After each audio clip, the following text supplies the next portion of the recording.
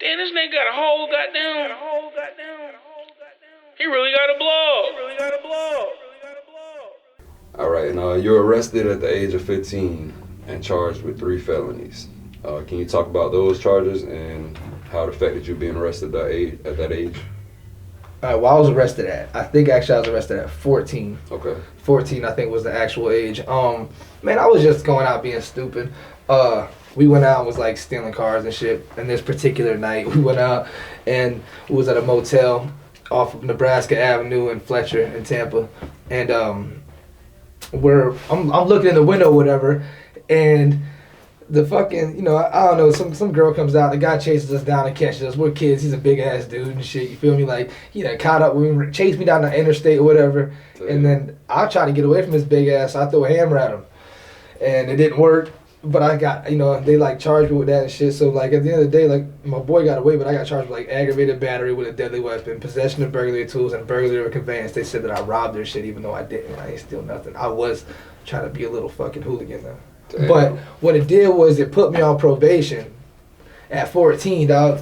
Yeah. 14, man, you got to go to school. You got to pay. You got to fucking community service, and you got to have some money for them, and you got to have time for them and a way to get there. So we ain't had no car. But I was just completely, unsubordinate.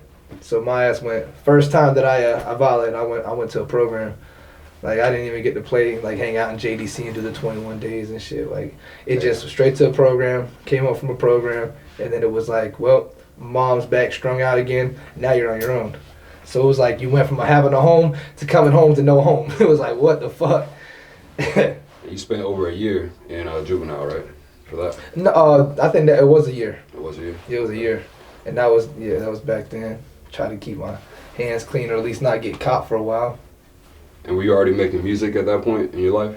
I was writing music, but recording never really happened. Recording didn't happen until I was 17. I started recording on a little karaoke microphone and shit in West Palm Beach. I was down there at my aunt's house, had a little computer, pulled up a Cool Edit Pro. Cool Edit Pro. It was that free program. My homeboy Moon P, he told me to download it, told me what to do, whatever. So it was my first multi-track recording program. Recorded my little bullshit on the, you know what I'm saying? Yeah. And I was in that bitch screaming, dude, I ain't gonna lie. And then that led to actually me linking up with this producer named Rizzle Productions, and he had a cool little home studio. And then it blossomed into actually becoming, me becoming a real recording artist and shit, because you can't really. You sound like you're rugged, it sound like you're doing you know what I'm saying? Like, the fuck is he talking about? Improve the quality, yeah. Uh-huh. So you were working in just home studios back then? Yeah, I was working in home studios, but it's crazy because, you can get good quality from home studios, man. Yeah. So that's why it was good for me. You know what I mean? So then you moved to Citrus County from Tampa, right?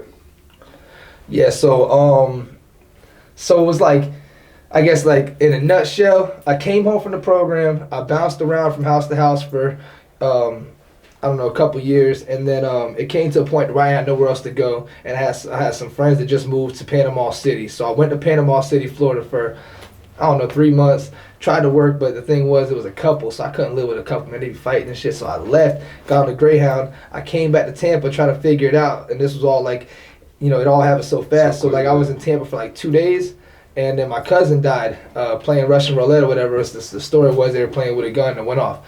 So my cousin died, and so I moved to Citrus County. Well, I saw my family at his funeral for the first time since I was like 8 years old. Like, my cousins and shit as far as family goes, because they like left us hanging a long time ago. So they didn't even recognize me. But then when I told them who I was, they were like, oh shit, well, how are you? And I kind of told them I was floating around. They were like, come to Citrus County, come live with me.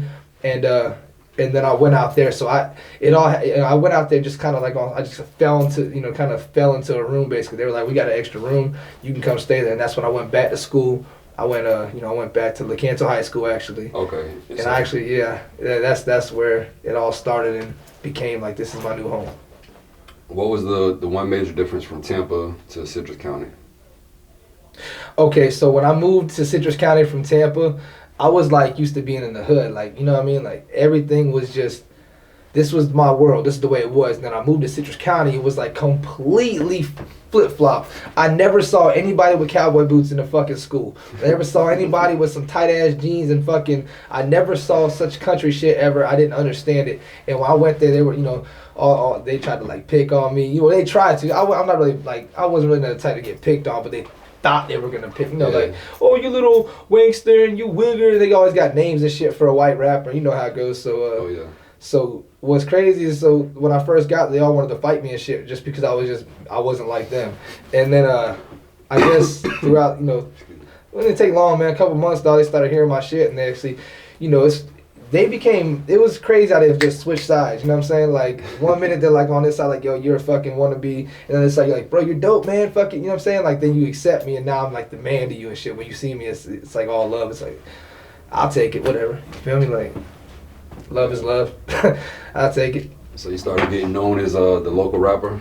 Like, yeah, I made a song for the school and shit, man. They started playing on the morning show and shit. I was the man, bro. You know what I mean? I was the man. I was getting all the girls, bro. Yeah, let me get that morning show song. So in the morning when you sitting there at home in homeroom, you know what I'm saying, the LaCanto song come on, and it's me. I'm feeling like I'm the fucking man talking about a basketball team and shit. You feel me? Man. And I don't even know shit about basketball, bro. So let's not even get into that. I know that you can shoot. I don't even know the rules, man. I ain't gonna lie to you, man. Shoot and dribble.